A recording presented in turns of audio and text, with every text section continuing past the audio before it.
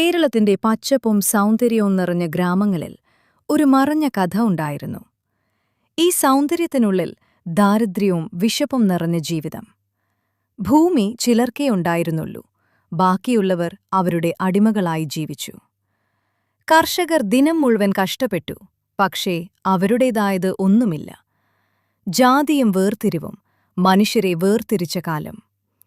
തൊഴിലാളികൾക്ക് അവകാശങ്ങളില്ലായിരുന്നു, അവർക്ക് ശബ്ദമുണ്ടായിരുന്നില്ല. പലരും മിണ്ടാതെയായിരുന്നു, പക്ഷേ ഉള്ളിൽ ഒരു തീ കത്തുകയായിരുന്നു. ഇതിന്റെ ഇടയിൽ ചില യുവാക്കൾ മാറ്റത്തെക്കുറിച്ച് ചിന്തിച്ചു. ലോകത്ത് പടർന്നു പിടിച്ച ഒരു ആശയം, സമത്വത്തിന്റെ ആശയം. അത് കമ്മ്യൂണിസമായിരുന്നു. ദൂരെയുള്ള വിപ്ലവങ്ങൾ കേരളത്തിലെ മനസ്സുകളെയും സ്പർശിച്ചു. ചില നേതാക്കൾ മുന്നോട്ടു വന്നു, സാധാരണ ജനങ്ങളുടെ ശബ്ദമായി. അവർ പറഞ്ഞു, ഭൂമി കർഷകനുള്ളത്, അവകാശം കകാശം തൊഴിലാളിക്കുള്ളത്. ആ വാക്കുകൾ ജനങ്ങളുടെ ഹൃദയത്തിൽ ഇടം നേടി.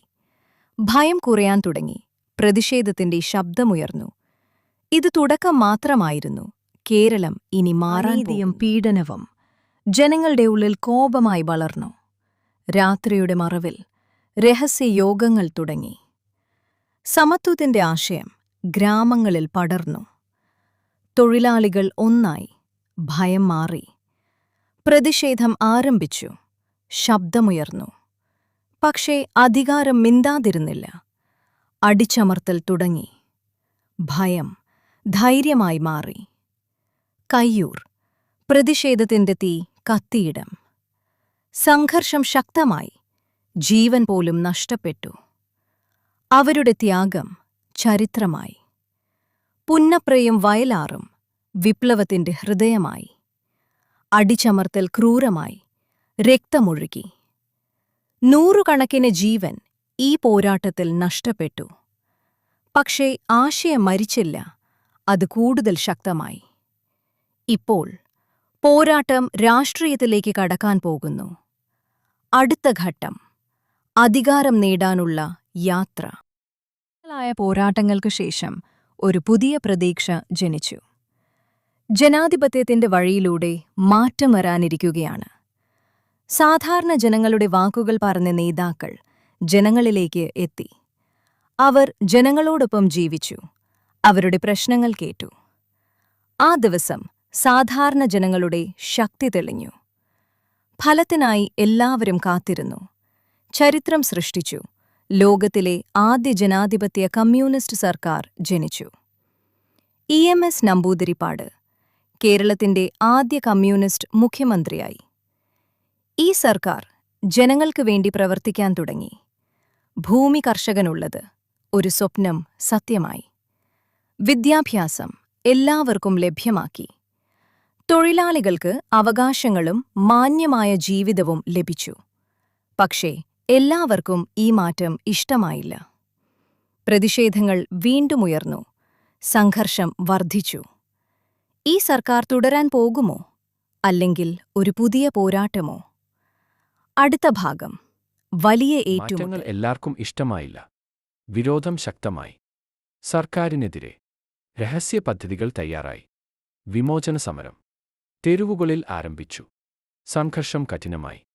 കേരളം കലുഷിതമായി. ജനങ്ങൾ പോലും രണ്ടായി വിഭജിച്ചു. സർക്കാരിന് മേൽ സമ്മർദ്ദം വർദ്ധിച്ചു. ഈ സംഭവം രാജ്യത്തിന്റെ ശ്രദ്ധ പിടിച്ചു. അവസാനം ഒരു വലിയ തീരുമാനം എടുത്തു. 1959 സർക്കാർ പിരിച്ചുവിട്ടു. ജനങ്ങൾ ഞെട്ടി, നിശബ്ദമായി നിന്നു. പക്ഷേ അവർ പിന്മാറിയില്ല. ആശയം ജീവിച്ചു, കൂടുതൽ ശക്തമായി. ജനങ്ങൾ അവരുടെ കൂടെയായിരുന്നു. തിരിച്ചുവരവിന്റെ യാത്ര ആരംഭിച്ചു. അവരെ തടയാനായില്ല. ഇനി അവർ വീണ്ടും വരും. അടുത്ത ഭാഗം, സ്ഥിരമായ ശക്തിയിലേക്ക് ഉയർച്ച. കാലം കടന്നുപോയി. കേരളം മാറി. സംഘർഷങ്ങൾക്ക് ശേഷം അവർ വീണ്ടും ശക്തിയായി. ഒരു പുതിയ മുന്നണി രൂപപ്പെട്ടു. ധബയി ഏൽവകമഭേവധമായി. ജനങ്ങളുടെ ശക്തിയായി ഉയർന്നു. ജനങ്ങളുടെ ക്ഷേമം അവരുടെ ലക്ഷ്യം ആയിരുന്നു. വിദ്യാഭ്യാസം കേരളത്തെ മുന്നോട്ട് നയിച്ചു. ആരോഗ്യരംഗം ലോകത്തിന് മാതൃകയായി. സമത്വം സമൂഹത്തിൽ കൂടുതൽ ശക്തമായി. ജനങ്ങളുടെ ശബ്ദം പ്രധാനമായി മാറി.